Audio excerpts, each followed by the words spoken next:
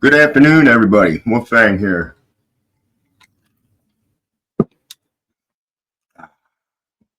Refreshing Mountain Dew. How we all doing today? Good, I hope. Man, we're in a heat wave. It is 44 here in Cincinnati, Ohio. Sun's out. No cloud. Well, it's a little cloudy. But it's a pretty day outside. That's good. Hopefully we'll get to see more and more. The wife was giving flowers the other day. I had a great time in Mad Shad's trial backs. That's always a good time. There was a couple people never threw before and won. That's cool. That's awesome. So anyway, found this article yesterday. I thought I'd share. It's a 3-minute read. Just bear with me. You know how I read. I went through the article a little bit yesterday, and of course, there's some words that I won't be able to pronounce right. So let's chop this article up. It says, strange metal from beyond our world found in an ancient treasure stash. Amidst a cache of glittering gold treasures from the Iberian Bronze Age, a pair of corroded objects might be the most precious of all. A dull bracelet and a rusted halo hemisphere decorated with gold and forged. Researchers have found not out of metal from beneath the ground, but with iron from meteorites that fell from the sky.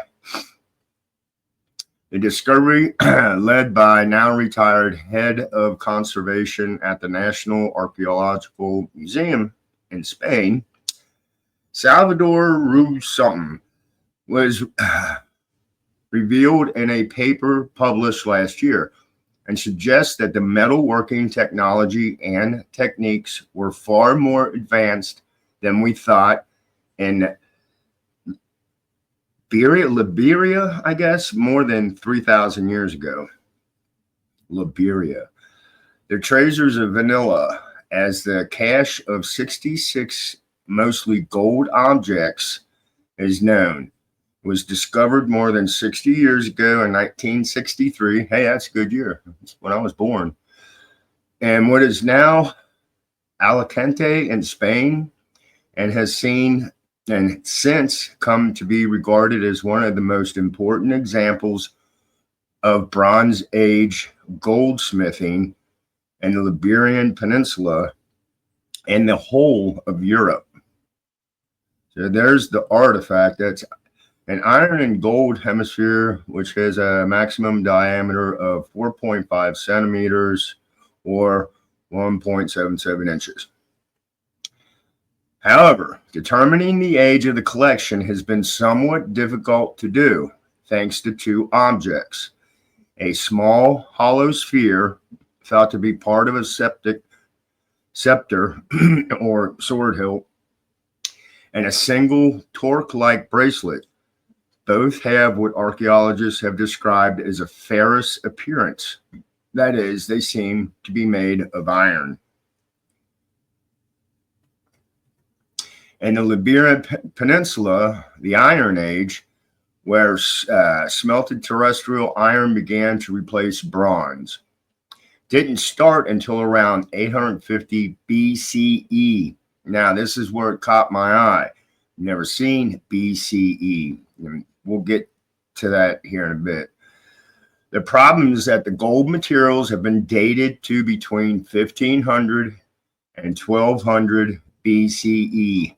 So working out where the ferrous looking artifact sits in context of the treasure of the vanilla has been something of a puzzle. But iron ore from Earth's crust is not the only source of malleable iron. There's a number of pre-Iron Age iron artifacts around the world that were forged from the stuff of meteorites. Perhaps most famous is the meteorite iron dagger of Pharaoh Tutankhamun, or King Tut. But there are other Bronze Age weapons made of the material, and they were very highly prized. There is a way to tell the difference. Iron from meteorites has a much higher nickel content than iron dug out of the Earth's ground. So researchers obtained permission from the Municipal Agricultural Museum of Manila, which houses the collection, to carefully test the two artifacts and determine just how much nickel they contained. They carefully took samples of both artifacts and subject the material to mass spectrometer to determine their composition. In spite of the high degree of corrosion, which alters the elements makeup for the artifact, the results strongly suggest that both the hemisphere and the bracelet were made from a meteoritic iron. Came from a meteorite. This nearly solves the dilemma of how the two artifacts align with the rest of the collection. They were made around the same period, dating back to around 1400 to 1200 BCE. And they probably do, but BCE, before Common Era, is what the BCE stands for. And who came up with that? I don't know. It's always been before Christ, after Christ. Let's see what I stopped. The available data suggests that the cap and bracelet from the treasure of Manila would currently be the first two pieces attributed to meteoric iron in the Liberian Peninsula. The researchers explain in their paper, which is compatible with the late Bronze chronology prior to the beginning of the widespread production of terrestrial iron.